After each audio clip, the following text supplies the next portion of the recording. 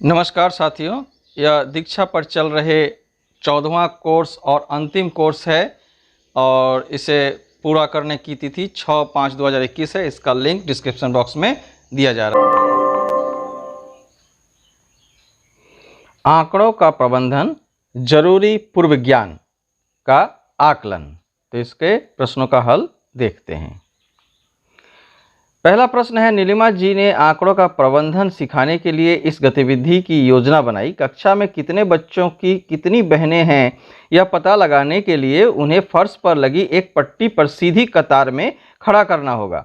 इस पट्टी पर पहले से ही 0, 1, 2, 3 आदि लिखा हुआ है। यह गतिविधि कौन सी कक्षा या कक्षाओं के बच्चों के स्तर के अनुसार होगी। आप एक से अधिक विकल्प चुन सकते हैं।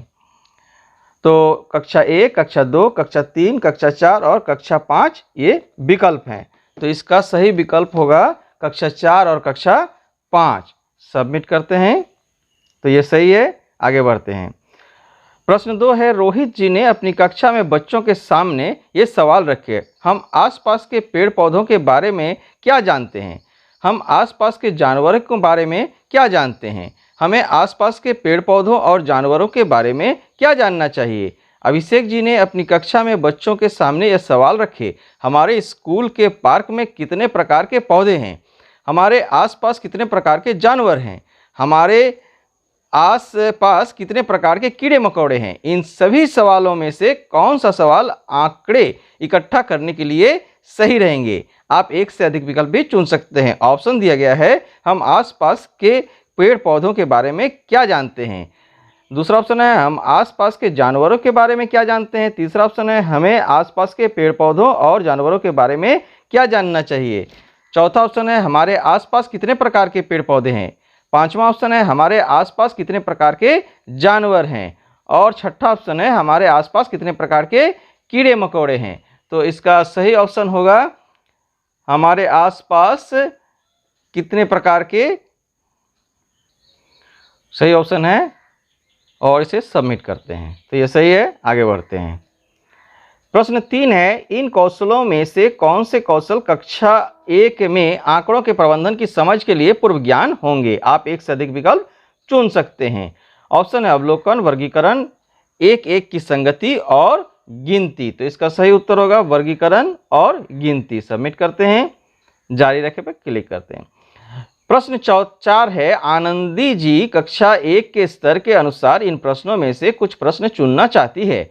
उनकी मदद करने के लिए आप एक से अधिक विकल्प भी चुन सकते हैं। तो यहाँ पर ऑप्शन दिया गया है, प्राथमिक कक्षाओं में कितने बच्चे होंगे। दूसरा ऑप्शन है, पिछले 3 महीनों में 3 शहरों का न्यूनतम तापमान कितना है। और तीसरा ऑप्शन है, कक्षा में बच्चों को कौन सा खेल पसंद है। और चौथा ऑप्शन है, कक्षा में हर बच्चे के परिवार में कितने लोग हैं। तो इसका सही उत्तर है ये 3 नंबर और ये 4 नंबर। सबमिट करते हैं। तो ये सही है। प्रश्न 5, आंकड़ों के प्रबंधन के इन चरणों में से सबसे महत्वपूर्ण चरण कौन सा है। आप एक ही विकल्प चुन सकते हैं। ऑप्शन है, विषय का चयन, विषय के अनुसार सवाल बनाना, प्रश्न के आधार पर आंकड़ों को इकट्ठा करना, आंकड़ों का विश्लेषण, विश्लेषण के आधार पर नतीजों पर पहुंचना और नतीजों के आधार पर विषय के बारे में नई समझ बनाना। तो इसमें केवल आप एक ही विकल्प चुन सकते हैं। तो इसका उत्तर होगा विषय के अनुसार सवाल बनाना। सबमिट करते हैं और जारी रखे पर क्लिक करते हैं। प्रश्न 6 है, विषय के अनुसार सवाल बनाने का चरण इन कौशलों में से कौन से कौशल की समझ के लिए भी जरूरी है। आप एक ही विकल्प चुन सकते हैं। ऑप्शन है, समस्याओं को सुलझाना, अनुमान लगाना, अवलोकन करना और तर्कसंगत सोच का इस्तेमाल। तो इसका सही उत्तर है समस्याओं को सुलझाना। सबमिट करते हैं। आगे बढ़ते हैं। प्रश्न 7 है, कक्षा 3 के बच्चों ने इस सारणी को, यहाँ जो सारणी दिया गया है, घर में पालतू जानवर और बच्चों की संख्या। तो घर में पालतू जानवर 0 तो बच्चों की संख्या 8, घर में पालतू जानवर 1 तो बच्चों की संख्या 10, घर में पालतू जानवर 2 तो बच्चों की संख्या 6। चित्रालेख में कुछ इस तरह दिखाया। तो नीचे दिया गया है उसके अनुसार चित्र को। घर में पालतू जानवर 0 को देखें, यहाँ पर 1 दिया गया है, एक कुत्ता दिखाया गया है और बच्चों की संख्या में दिखाया गया है 10।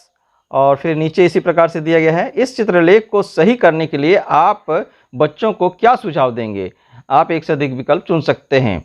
तो यहाँ पर ऑप्शन दिया गया है, स्पष्ट चित्रों को बनाना, सभी श्रेणियों को चित्रालेख में रखना और जानवरों के चित्र ना इस्तेमाल करना, और चौथा ऑप्शन है आंकड़ों से निष्कर्ष निकालना। तो यहाँ पर जो है इसका सही उत्तर होगा सभी श्रेणियों को चित्रालेख में रखना और जानवरों के चित्र ना इस्तेमाल करना। तो इस प्रकार से इसको सबमिट करते हैं, तो ये सही ऑप्शन है। जारी रखने पर क्लिक करते हैं। प्रश्न 8 है, इन जानवरों को, उसी प्रकार का प्रश्न दिया गया है। यहाँ पर एक तरफ घर में पालतू जानवर और दूसरी तरफ बच्चों की संख्या दिया गया है और इसका नीचे दंड आलेख बनाया गया है। इस दंड आलेख को सुधारने के लिए आप बच्चों को क्या सुझाव देंगे? आप एक ही विकल्प चुन सकते हैं। ऑप्शन दिया गया है जानवरों की संख्या को नीचे लिखें, दूसरा ऑप्शन है जानवरों की संख्या के अनुसार बच्चों की संख्या को दिखाएं, तीसरा ऑप्शन है ब्लॉक्स की मदद से पहले दंड आलेख बनाकर देखें, और चौथा ऑप्शन है बच्चों की संख्या को वाई अक्ष पर लिखें। तो इसका सही ऑप्शन है 3 नंबर, ब्लॉक्स की मदद से पहले दंडालेख बनाकर देखें। सबमिट करते हैं, ये भी सही है। जारी रखने पर क्लिक करते हैं। प्रश्न संख्या 9, प्राथमिक कक्षाओं में बच्चों को चित्रालेख, दंड आरेख और चापाती चार्ट की मदद से आंकड़ों को दिखा पाना क्यों सिखाना चाहिए? आप एक ही विकल्प चुन सकते हैं। ऑप्शन दिया गया है जानकारी देखने के लिए, दूसरा ऑप्शन है आंकड़ों को दिखाने के लिए, तीसरा ऑप्शन है आंकड़ों के पैटर्न देखने के लिए, और चौथा ऑप्शन है नतीजों पर पहुंचने के लिए। तो इसका सही ऑप्शन है आंकड़ों को दिखाने के लिए। सबमिट करते हैं, ये सही है। आगे बढ़ते हैं। प्रश्न संख्या 10 है, कक्षा 5 के बच्चों ने इस चापाती चार्ट को देखकर, ये जो चापाती चार्ट जो दिया गया है पाई चार्ट इसको कहते हैं, घर और खेतों में काम, और यह जो रंग के अनुसार दिया गया है घर और दुकान में काम, घर पर काम और अध्यापिका। तो इस प्रकार से अलग अलग रंग दिया गया है। या निष्कर्ष निकालें, यहाँ दिया गया है ये सबसे 1 नंबर जो सबसे ज़्यादा बच्चों की माँ घर और खेतों में काम करती है, 2 उतने ही बच्चों की माँ घर और दुकान में काम करती है, 3 सबसे कम बच्चों की माँ घर पर काम करती है और अध्यापिका की तरह काम करती है। तो इन निष्कर्षों को सुधारने के लिए आप बच्चों को कौन सी समझ पर काम करना चाहेंगे? आप एक से अधिक विकल्प चुन सकते हैं। यहाँ पर ऑप्शन दिया गया है चापाती चार्ट को बनाने की, दूसरा ऑप्शन निष्कर्षों को लिखने की, तीसरा ऑप्शन है आंकड़ों को पढ़ाने की, और चौथा ऑप्शन है चापाती चार्ट को पढ़ाने की। तो इसका सही ऑप्शन हो जाएगा तीसरा और चौथा ऑप्शन। सबमिट करते हैं, तो ये भी सही है। तो साथियों, इस कोर्स में एक ही आकलन दिया गया है और यह कोर्स यहाँ समाप्त होता है। आशा है कि वीडियो आपको अच्छा लगा हो। अगर अच्छा लगा है तो वीडियो को लाइक करें। अगर अभी तक आपने हमारे चैनल को सब्सक्राइब नहीं किया है तो इसे सब्सक्राइब करके रखें, और इसके साथ ही इसके आगे आने वाले असेसमेंट के लिए भी हमें तैयारी करना है जो निकट भविष्य में होने वाला है। तो धन्यवाद साथियों।